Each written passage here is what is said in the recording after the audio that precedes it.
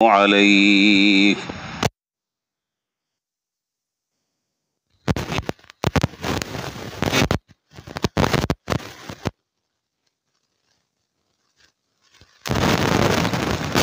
من يهده الله فلا مضل له ومن يضلله فلا هادي له وأشهد أن لا إله إلا الله وحده لا شريك له وأشهد أن سيدنا وسندنا وشفيعنا ومولانا وحبيبنا محمدا عبده ورسوله صلى الله تعالى عليه وعلى آله وأصحابه وبارك وسلم تسليما كثيرا كثيرا. أما بعد فأعوذ بالله من الشيطان الرجيم. بسم الله الرحمن الرحيم. وآتوا النساء صدقاتهن نحلة فإن طبن لكم عن شيء منه نفسا فكلوه هنيئا مريئا. وقال رسول الله صلى الله عليه وسلم إن أعظم النكاح بركة أيسره مؤونة أو كما قال عليه الصلاة والسلام. آمنت بالله صدق الله مولانا العظيم وصدق رسوله النبي الكريم ونحن على ذلك لمن الشاهدين والشاكرين والحمد لله رب العالمين.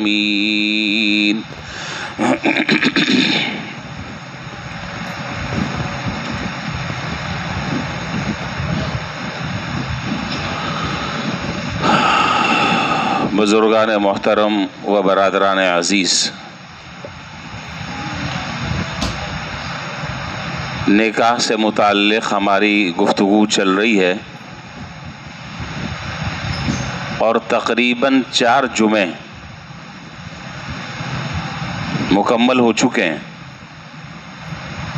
بہت تفصیل کے ساتھ قرآن اور احادیث نبویہ کی روشنی میں نکاح کی اہمیت، اس کے اغراض اور مقاصد، اس نکاح کے فوائد اور اس کے ثمرات، اس کی برکات،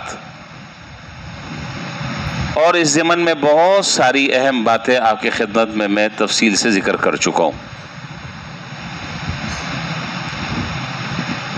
اور اسی دوران میں نے مہر کا بھی ذکر کیا تھا اور میں نے آپ کے سامنے یہ بات بھی عرض کی تھی کہ مستقل اس سے متعلق بیان ہوگا.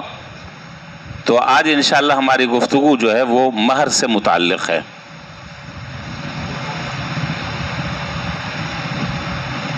اتنی بات تو ہر آدمی جانتا اور سمجھتا ہے کہ شادی کے موقع پر شوہر مہر ادا کرتا ہے بیوی کو.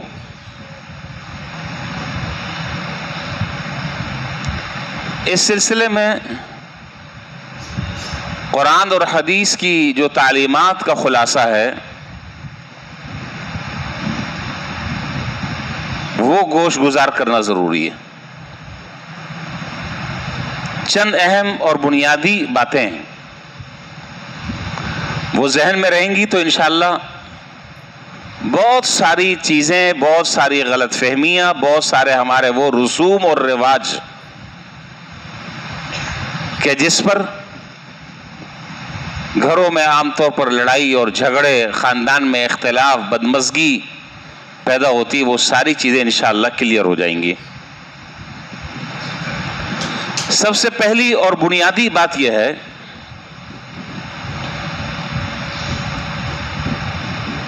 کہ مہر یہ عورت کا ایک حق ہے. میری باتیں سمجھنے کی بھی ضرورت ہے، اسے ذہن میں بھی بٹھائیں.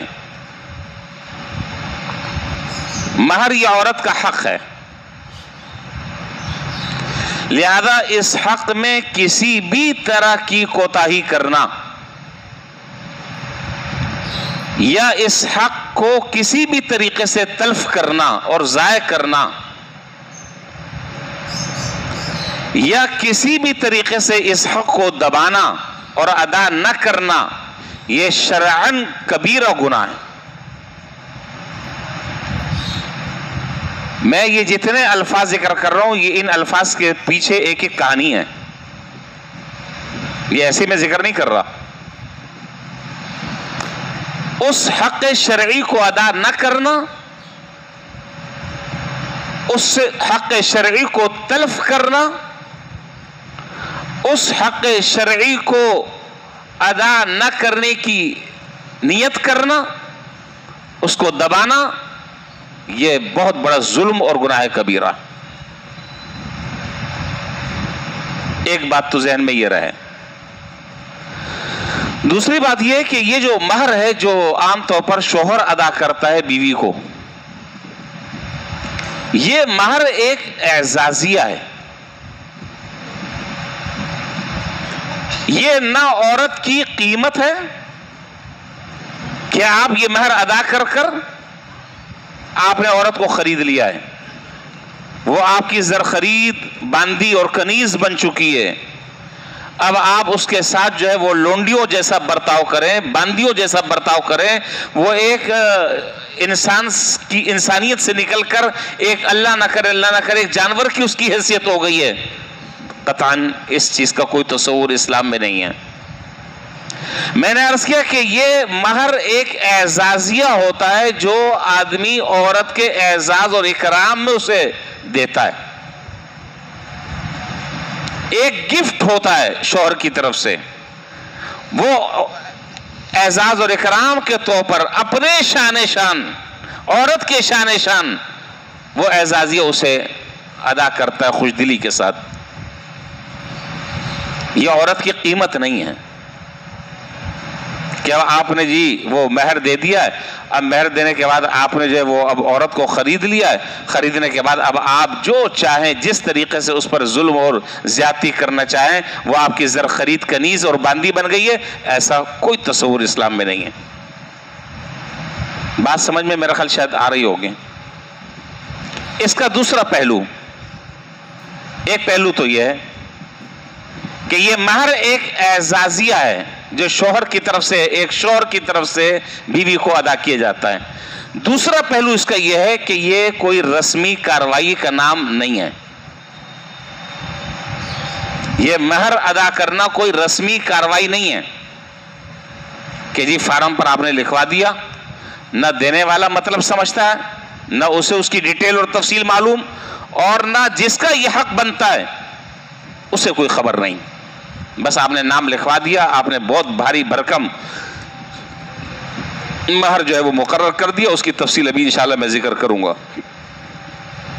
یہ کوئی فرضی کارروائی نہیں ہے، یہ ایک حق ہے شوہر کے ذمے، جس حق کو اسے ادا کرنا ہے اور اس طریقے سے ادا کرنا ہے جو طریقہ جناب نبی کریم صلی اللہ علیہ وسلم نے بیان فرمایا۔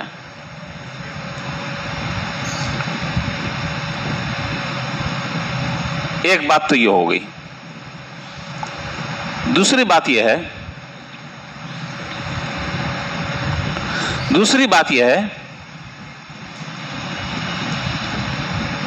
کہ یہ جو مہر ہے، فرض کر لیں کہ کوئی میاں اور بیوی دونوں آپس میں باہمی رضامندی سے یہ بات طے کر لیں، یہ سارے شرعی فقہی مسائل ہیں، اس کو سمجھنا ضروری ہے۔ اگر میاں اور بیوی دونوں آپس میں باہمی رضامندی سے یہ طے کر لیں کہ جی نہ مجھے کچھ دینا ہے، وہ بھی کہتی کہ مجھے کچھ لینا نہیں، بھائی مہر ادا کر رہا ہے شوہر اور وصول کر رہی ہے بیوی، دونوں فریقین میں سے ہر فریق اس بات پر راضی ہے دل سے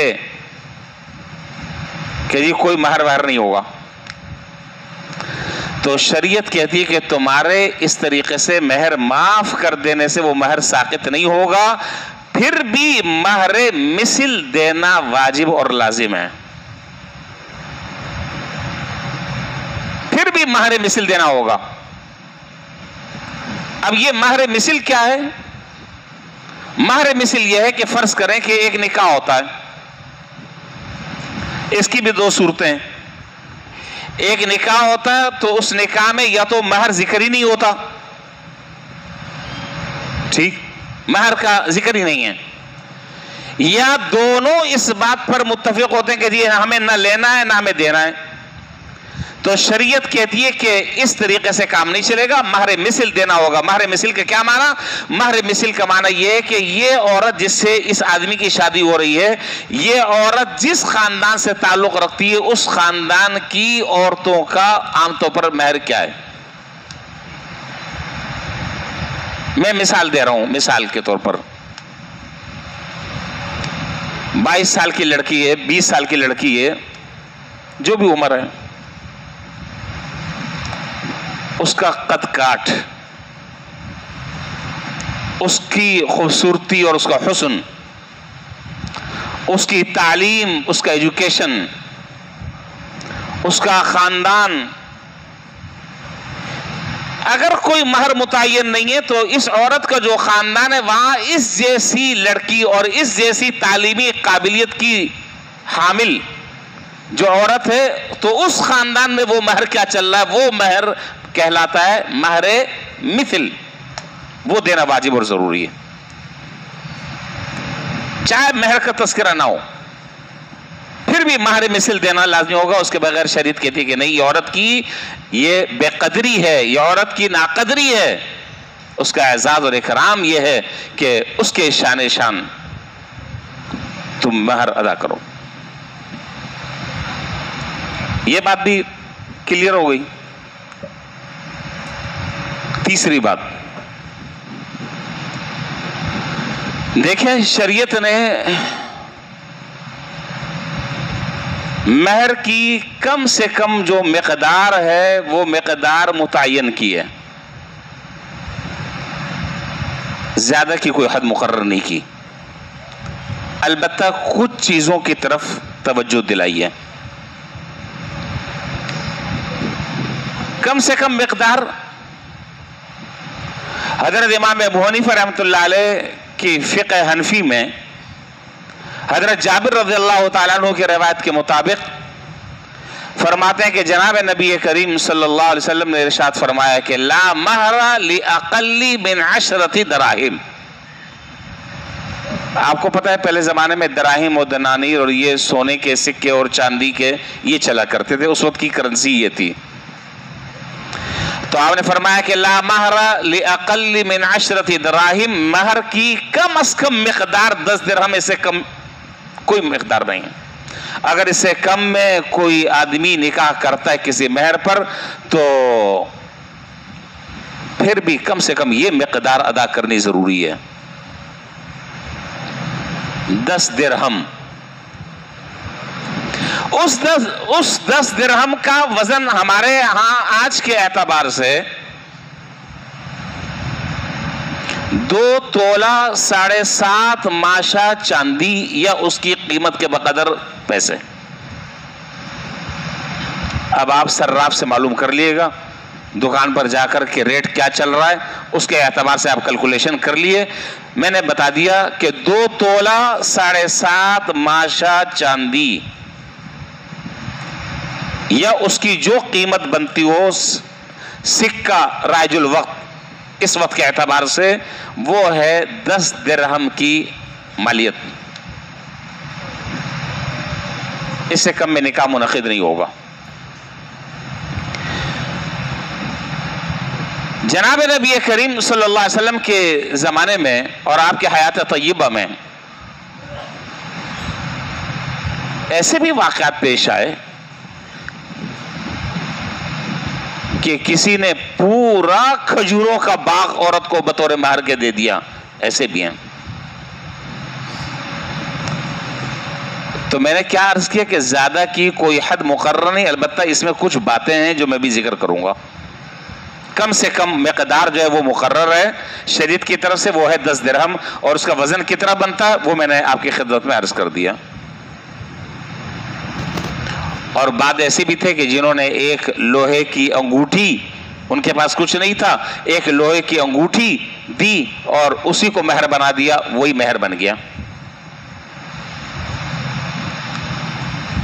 तो ज्यादा की कोई हद नहीं है। अलबत्ता यह बात समझनी जरूरी है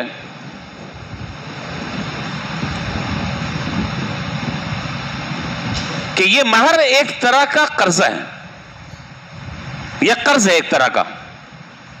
इसलिए मैंने जब बयान शुरू किया तो मैंने यह बात जिक्र की कि यह कोई रस्मी कार्रवाई नहीं है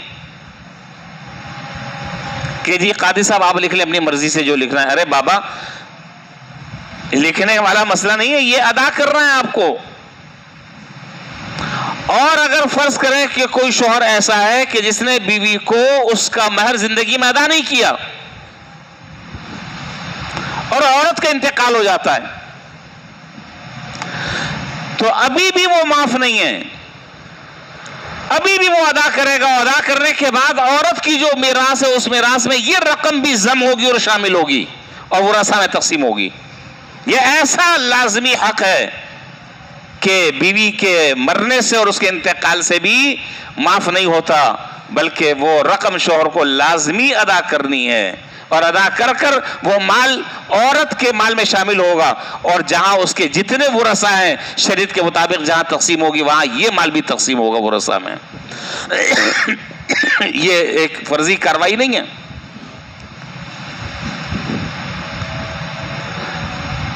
रिवायात में कि हजरत अली रज़ियल्लाहु ताला अन्हु का जब निकाह हुआ हजरत फातिमा रज़ियल्लाहु ताला अन्हा से,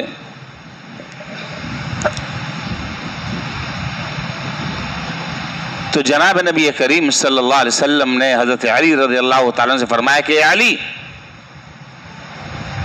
महर अदा करने के लिए कुछ है? आप अंदाजा लगाएं, महर अदा करने के लिए कुछ है? उन्होंने कहा कि मेरे पास तो कुछ भी नहीं है। फरमाया कि वो जो फलां ज़रा है उसको बेचो और उसे बेचकर महर अदा करो। वो बाजार जा रहे हैं ज़रा बेचने, तो कई सारे सहाबा, हजरत अब्दुल्लाह इब्न मसूद रज़ियल्लाहु ताला अन्हु, हजरत हुज़ैफा, बहुत सारे हजरत सहाबा देख रहे हैं। और एक सहाबी ने पूछा हजरत अली रज़ियल्लाहु ताला अन्हु से कि हजरत कहाँ? कहा कि मेरा निकाह हो रहा है और मेरे पास महर देने के लिए कुछ भी नहीं है, तो ये मैं ज़रा बेचने जा रहा हूं। उन्होंने फरमाया कि अली, निकाह आप करें, बाकी सारा खर्चा हमारे जिम्मे है। निकाह आप करें, बाकी दावत वावत महर वहर ये वो जो भी होगा वो हम अदा करेंगे, आप उसकी टेंशन न लें। मैं सिर्फ यहां ये बात बतलाना चाह रहा हूं कि जनाब नबी करीम सल्लल्लाहु अलैहि वसल्लम ने भी हजरत अली रज़ियल्लाहु ताला ने फरमाया कि अली, महर का इंतजाम करो। चनाचे वो महर अदा किया गया। हुजूर अकरम सल्लल्लाहु अलैहि वसल्लम ने अपनी अज़वाज मुतहरात का अक्सर अज़वाज मुतहरात का और अपनी साहबजादियों का जो निकाह कराया उसमें आपने जो महर मुकर्रर फरमाया वो 500 दिरहम, 500 दिरहम ये आपकी अक्सर अज़वाज मुतहरात का महर था, आपकी बेटियों का ये महर था। और आप हैरान होंगे, मैं अक्सर अज़वाज मुतहरात की मैं बात कर रहा हूं, अक्सर का लफ्ज़ कहकर किसी और बात को भी जिक्र करना है। जनाब नबी करीम सल्लल्लाहु अलैहि वसल्लम के अज़वाज मुतहरात में से आपकी ज़ौज मुतहरा हजरत उम्मे हबीबा रज़ियल्लाहु ताला अन्हा, आपको पता है कितना महर था? किसी को पता है? 4000 दीनार ये मुकर्रर था, 4000 दीनार اور اس زمانے میں 1 دینار کتنے کا ہوگا اور اس کو آج کے حساب سے، لیکن مقرر یہ تھا، اور حضرت نجاشی رحمہ اللہ نے یہ مہر حضرت ام حبیبہ رضی اللہ تعالیٰ عنہ کا اپنی طرف سے، حضور صلی اللہ علیہ وسلم کی طرف سے اپنی جیب سے یہ ادا کیا۔ اس سے فقہاء نے ایک اور مسئلہ ساتھ ساتھ ذکر کیا، وہ یہ کہ اگر مہر مقرر ہو جاتا ہے، مہر مقرر ہونے کے بعد اگر اس کی ادائیگی کوئی اور شخص کر دیتا ہے، بھئی اصلاً حق کس کا ہے؟ بتا نہیں رہے، شوہر کا ہے، سیدھی سی بات ہے، اصل حق تو شوہر کا ہے، لیکن اگر شوہر کا باپ کہتے ہیں کہ جی میں ادا کروں گا، یا اس کے چچا کہتے ہیں کہ جی میں ادا کروں گا، اس کے بھائی کہتے ہیں کہ میں ادا کروں گا، ادا ہو جائے گا۔ چنانچہ مقرر کیا جناب نبی کریم صلی اللہ علیہ وسلم نے 4000 درہم، اور ادا کون کر رہا ہے؟ حضرت نجاشی ادا کر رہے ہیں اپنی طرف سے۔ اتنا بھی مہر مقرر ہوا، لیکن اوسطاً جو میں نے عرض کیا وہ 500 درہم۔ ہمارے ہاں بعض نکاح کے موقع پر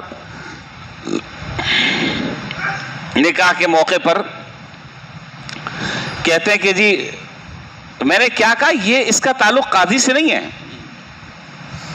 اس کا تعلق قلم کاغذ سے نہیں ہے، یہ تو شوہر اپنی حیثیت کے مطابق طے کرے گا، میں تھوڑی طے کروں گا، جس کو ادا کرنا ہے وہ طے کرے گا۔ اور مہر بھی ایسا ہو کہ جو عورت کے شان شان ہو۔ میں نے عرض کیا کہ یہ ایک اعزازیہ ہے، ایک سرپرائز ہے، ایک انعام ہے۔ اب 5000 اور 10000، اب میری بات ذرا سے غور سے سمجھ لیں، شاید آپ کے دماغ کو کلک کرے۔ 10000 اور 15000 اور 20000، ہم تو ایسے تماشے دیکھتے رہتے ہیں۔ 20000 اور 25000 روپے مہر مقرر کیا ہے، اور وہی آدمی کھانے میں لاکھوں روپے خرچ کر رہا ہے، لیکن موت آ رہی ہے تو کہاں پر آ رہی ہے؟ مہر مقرر کرنے میں۔ 8-8 10-10 قسم کے کھانے ہو رہے ہیں، VIP باقاعدہ پورا انتظام ہے، لیکن جان نکل رہی ہے تو مہر میں جان نکل رہی ہے۔ سوچنا چاہیے تھوڑی دیر کے لیے، اس بات پر غور کرنا چاہیے کہ تمہاری نظر میں عورت کی کوئی ویلیو اور عورت کی کوئی قدر و قیمت نہیں ہے۔ وہ بیچاری پورا وجود تو تمہارے حوالے کر رہی ہے، اپنے ماں باپ کے گھر کو چھوڑ دیا، بھائیوں کو چھوڑ دیا، ماں باپ کو چھوڑ دیا، رشتہ داروں کو چھوڑ دیا، تمہارے حوالے ہو گئی۔ یہ اس کا اعزاز اور یہ اس کا اکرام ہے۔ 50-50 ہزار اور 1-1 لاکھ روپے کے تو جوڑے زیب تن کرتے ہیں۔ وہ آتے نا ڈول والے، ڈم کیا کہتے ہیں اس کو، میراثی، اس سے زیادہ پیسے تو وہ لے کے چلا جاتا ہے۔ وہ کیمرہ مین جو ہے اس سے زیادہ پیسے وہ لے کے چلے جاتا ہے، ڈانس کرنے والے اس سے زیادہ پیسے وہ لے جاتا ہے، لیکن یہاں جان نکل رہی ہے مہر زیادہ مقرر کرنے سے۔ یہ شریعت کی روح کے خلاف ہے، شریعت کی روح کے خلاف ہے۔ ٹھیک ہے، شریعت نے زیادہ مہر مقرر نہیں کیا، آپ اپنی سہولت کو دیکھیں، آپ اپنی گنجائش کو دیکھیں، لیکن آپ کی تمام چیزوں میں گنجائش تو نکل رہی ہے۔ بات سمجھ رہے ہیں؟ آپ کی تمام چیزوں میں گنجائش نکل رہی ہے، لیکن اگر گنجائش نہیں نکل رہی تو کہاں نہیں نکل رہی؟ مہر میں۔ تو یہ تو دوغلی بات ہے نا۔ تو اب بعض لوگ، جیسے کہ میں عرض کر رہا تھا کہ بعض لوگ یہ کہتے ہیں کہ جی وہ مہر فاطمی جو ہے وہ مہر فاطمی لکھ دیں، اور اگر ان سے پوچھا جائے کہ جی مہر فاطمی کیا ہے تو نہیں پتا مہر فاطمی کیا ہے۔ بعض کہتے ہیں کہ 32.5 روپے، بعض جاہلوں کے ہاں جو ہے وہ یہ روایت ہے کہ 32.5 روپے۔ انا للہ و انا الیہ راجعون۔ 32.5 روپے، ہماری کرنسی دیکھیں کہاں پہنچی ہوئی ہے۔ یہ مہر فاطمی ہے۔ حضرت اس دھوکے میں نہیں آئیے گا، آج میں آپ کو بتا رہا ہوں۔ اور اللہ تعالیٰ نے اگر ایسے لوگوں کو صاحب حیثیت بنایا ہے اور ان کی حیثیت اچھی ہے تو ان کو مہر فاطمی مقرر کرنا چاہیے۔ یہ میں نہیں کہہ رہا کہ مہر فاطمی لازمی ہے، ضروری ہے، ایسے الفاظ کوئی بھی ذکر نہیں کر رہا، ساری باتیں میری ریکارڈ ہو رہی ہیں۔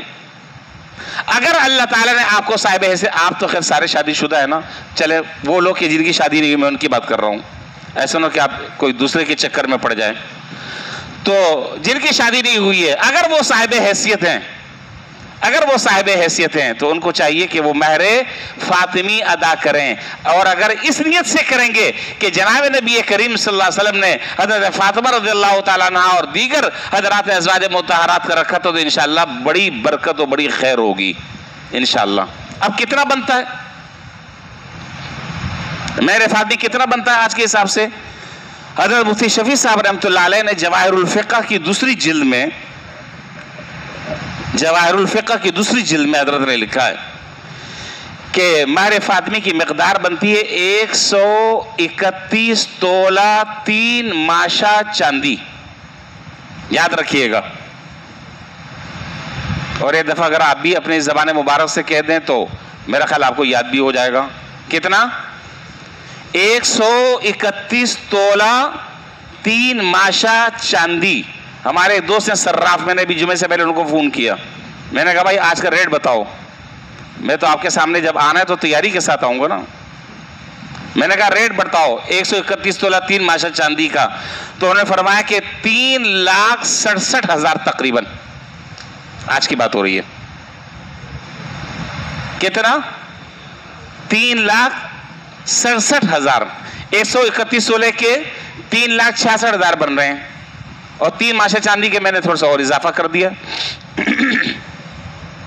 3,67,000 یہ بن رہا ہے مہر فاطمی۔ اگر اللہ تعالیٰ نے کسی کو حیثیت دی ہے تو اس کو چاہیے کہ وہ مہر فاطمی مقرر کرے، اللہ تعالیٰ انشاءاللہ اس میں برکت ڈالیں گے، اور یہ نیت کرے گا اگر تو ثواب بھی ملے گا، اللہ کی طرف سے امید ہے انشاءاللہ۔ حضرت عمر رضی اللہ تعالیٰ عنہ ایک مرتبہ تقریر فرما رہے تھے اور بیان کر رہے تھے، اور اس بات پر بیان کر رہے تھے کہ بھائی یہ مہر جو ہے نا وہ زیادہ مقرر نہیں ہونا چاہیے، اس کی کوئی لمٹ ہونی چاہیے، اس کا کوئی کرائٹیریا ہونا چاہیے، کوئی مقدار متعین ہونی چاہیے۔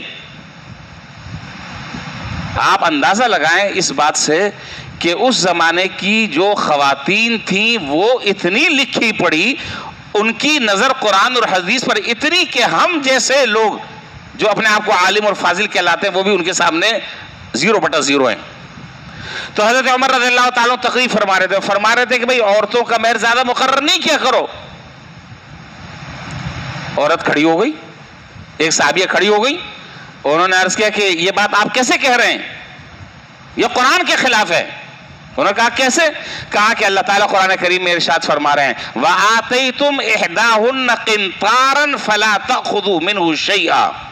قنطار جو ہے وہ سونے کے ڈھیر کو کہا جاتا ہے، قنطار سونے کے ڈھیر کو کہا جاتا ہے۔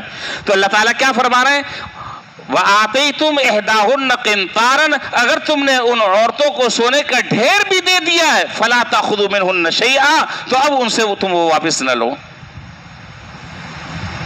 تو اللہ تعالیٰ تو مہر کو ذکر کر رہے ہیں قنطار کے لفظ سے کہ تم نے اگر عورت کو سونے کا ڈھیر بھی دے دیا، تو جب اللہ تعالیٰ اتنی بڑی چیز کا ذکر کر رہے ہیں تو آپ کون ہوتے ہیں اس مہر کی مقدار متعین کرنے والے جس کو اللہ تعالیٰ نے مطلق رکھا ہے؟ آپ بھی اس کو مطلق رکھیں۔ حضرت عمر رضی اللہ تعالیٰ عنہ نے برسر ممبر کھڑے ہو کر کہا کہ اس عورت نے سچ کہا ہے، یہ ہے، کہا کہ عورت نے سچ کہا ہے، میری نگاہ وہاں تک نہیں گئی جہاں تک اس عورت کی نگاہ گئی ہے کہ جب اللہ تعالیٰ نے مقرر نہیں کیا تو عمر کون ہوتا ہے مقرر کرنے والا؟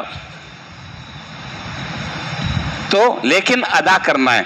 اور ایک حدیث میں ہے جناب نبی کریم صلی اللہ علیہ وسلم فرمایا کہ اگر کوئی آدمی کسی عورت سے نکاح کرتا ہے اور نکاح کرتے وقت مہر تو بہت زیادہ لکھوا لیتا ہے لیکن ادا کرنے کی نیت نہیں ہے، یاد رکھیے ذرا اچھی طرح سمجھ لیں، مہر تو بہت زیادہ لکھوا لیتا ہے لیکن مقصد جو ہے وہ ریاکاری ہے، مقصد لوگوں میں شہرت ہے، مقصد لوگوں میں اپنی نام آوری ہے، تو فرمایا کہ یہ قیامت کے دن اٹھے گا اس حال میں کہ اس کا نام زانیوں میں لکھا جائے گا، یہ زنا کرنے والا ہوگا، جس کی شروع لمحے سے نیت میں فطور ہے، جس کی نیت ہی یہی ہے کہ مجھے ادا نہیں کرنا ہے۔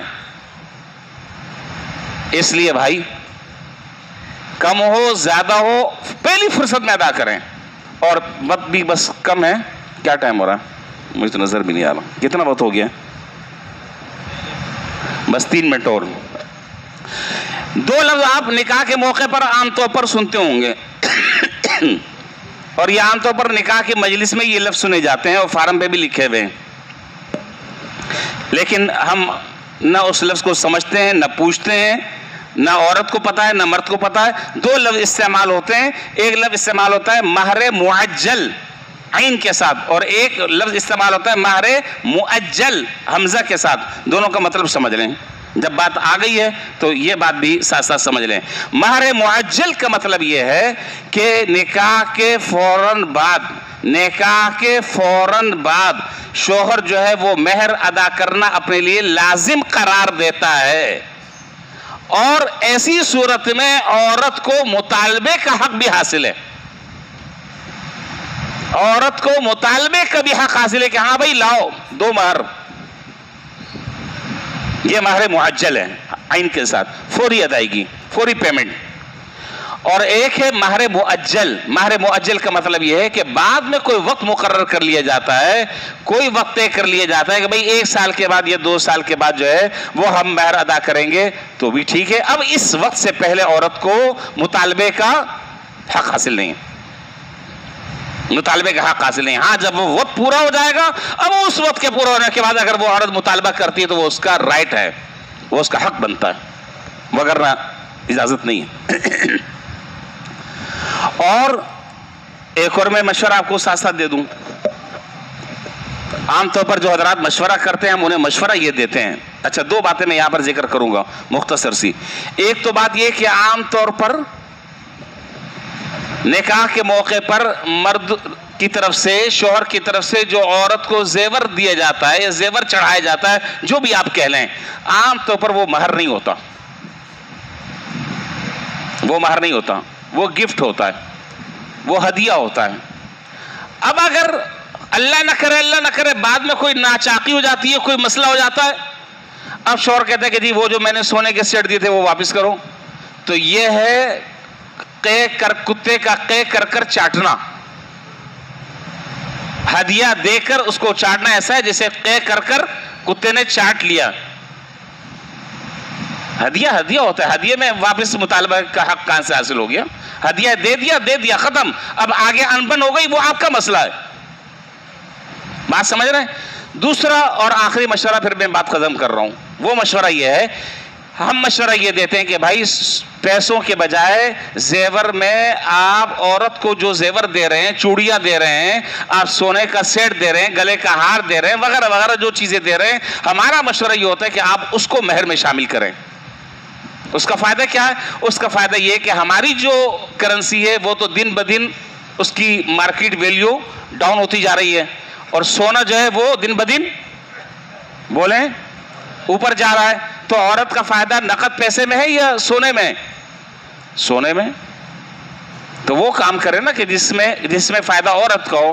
بھئی 2 چوڑیاں ہیں، ایک ہار ہے، اس کا وزن ہو باقاعدہ، اس کو لکھا جائے باقاعدہ، مینشن کیا جائے فارم میں کہ بھئی میں نے جو چیزیں دی ہیں یا میں نے جو چوڑیاں دی ہیں، میں نے جو سیٹ دیا ہے وہ بطور مہر کے دیا ہے۔ اب وہ عورت کی چیز ہے، وہ اس کو بیچے، وہ کالے چور کو دے، وہ اپنے بھائی کو دے، اپنے اماں کو دے، اپنے ابا کو دے، آپ کو اس سے کوئی لینا دینا نہیں ہے۔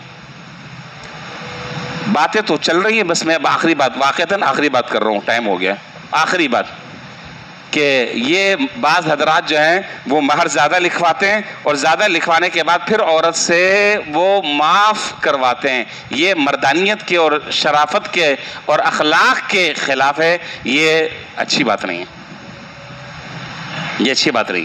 آپ اتنا لکھوائیں کہ جو واقعتاً آپ دینے کی نیت کرتے ہیں، جو آپ کے لیے دینا آسان ہو، اس کے لیے آپ کسی تنگی میں نہ پڑیں، لیکن دینا ہے۔ میں نے کہا کہ فرضی کاروائی نہیں ہے یہ کہ کاغذ کا پیٹ آپ نے بھر دیا بس اب تو دینا ہی نہیں ہے، اور اگر کہیں عورت مطالبہ کر رہی ہے تو اس کی زندگی اجیرن کر دیتے ہیں۔ یہ انسانیت کے خلاف ایک عمل ہے۔ اللہ تعالیٰ ان سارے مسائل کو ہمیں سمجھنے کی اور شریعت کے مطابق ان سارے معاملات کو اللہ تعالیٰ ہمیں چلانے کی توفیق عطا فرمائے۔ وآخر دعوانا الحمدللہ رب العالمین۔